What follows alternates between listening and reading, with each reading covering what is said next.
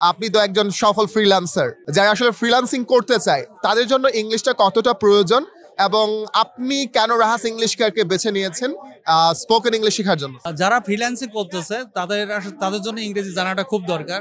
কারণ স্যার আপনি জানেন যে ফ্রিল্যান্সাররা বাইরের দেশের ক্লায়েন্টের সাথেই কথা বলে এই কাজগুলো তাদের সাথে করতে হয়। দ্যাটস ওয়াই তাদের সাথে ইংলিশেই কমিউনিকেশন করতে হয়। এবং অনেক সময় দেখা যায় যে স্যার অনেক ফ্রিল্যান্সার আছে যারা চ্যাট জিপিটির হেল্প নেয়, বাট সেক্ষেত্রে কাজ পাওয়ার সম্ভাবনা অনেক কম থাকে।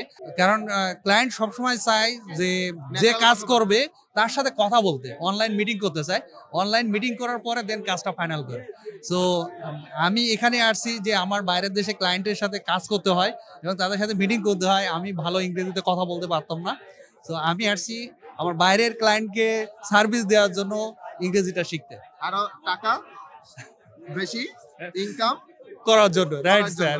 আর আমি যখন 2 মাস এখনো হয় নাই, যখন ভর্তি হই তখন আসলে আমি কথাই বলতে পারতাম না। Now I get confidence to speak in English.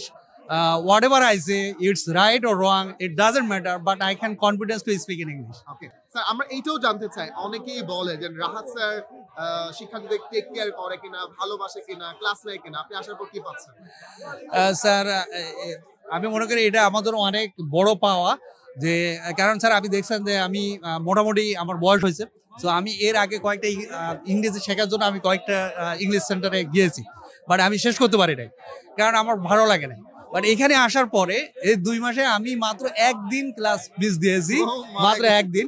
সেই একদিন হচ্ছে আমার একটা ইম্পর্টেন্ট মিটিং ছিল, দ্যাটস ওয়াই আমাকে বাদ দিতে হয়েছিল। আদারওয়াইজ আমি একদিনও ক্লাস মিস করতে চাই না, কারণ আমি খুবই এনজয় করছি। এবং এখানে যে শিক্ষকরা আছেন সবাই খুব কোঅপারেটিভ এবং শেখানোর স্টাইলটা একটু অন্যদের থেকে আলাদা, এবং আপনার কেয়ারিংটা অসাম স্যার, যেটার জন্যই আসলে এখানে আসা। তা আমরা আসলে শুনছিলাম যেটা হচ্ছে যারা ফ্রিল্যান্সিং করছেন তাদের ইংরেজি শেখাটা আসলে কতটা জরুরি। উনি একজন হচ্ছে সফল ফ্রিল্যান্সার এবং উনি আরো নিজেকে তুলে ধরার জন্য ইংরেজি শিখছে। ঠিক এরকম শত শত শিক্ষার্থী আছে, তাদের স্বপ্ন পূরণ করার জন্য প্রতিদিন চেষ্টা করছে। আসলে এই সময়ে এসে যদি আপনি ইংরেজিতে কথা বলতে না পারেন, আপনি কিন্তু আপনার কেরিয়ারকে আরো অনেক দূর নিয়ে যেতে পারবেন না। সো আপনি যদি কেরিয়ারকে আরো অনেক দূর নিয়ে যেতে চান, তাহলে ডেফিনেটলি আপনার 3টা স্কিলের সবচেয়ে বেশি গুরুত্ব দিতে হবে। সেটা হচ্ছে আপনার ইংলিশ স্কিল, আপনার কম্পিউটার স্কিল এবং আপনার হচ্ছে কমিউনিকেশন স্কিল।